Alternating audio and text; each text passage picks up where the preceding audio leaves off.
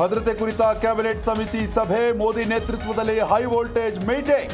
ಅಮಿತ್ ಶಾ, ರಾಜನಾಥ್ ಸಿಂಗ್ ಸೇರಿ ಹಲವರು ಭಾಗಿ.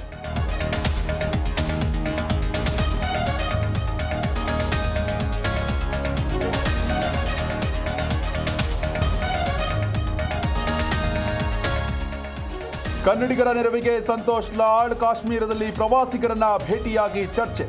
ಮಧ್ಯರಾತ್ರಿ ಮೃತದೇಹಗಳು ಬೆಂಗಳೂರಿಗೆ ಆಗಮನ.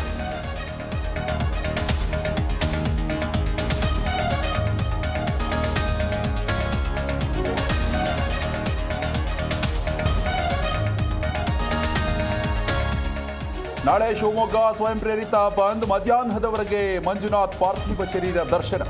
ಕೇಂದ್ರ ಸಚಿವ ಪ್ರಹ್ಲಾದ್ ಜೋಶಿ ಭಾಗಿ.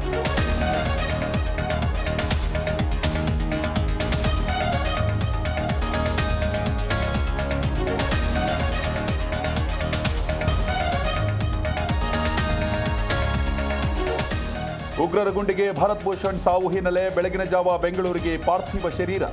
ಅಂತಿಮ ದರ್ಶನದ ಬಳಿಕ ಹೆಬ್ಬಾಳದಲ್ಲಿ ಅಂತ್ಯ ಸಂಸ್ಕಾರ.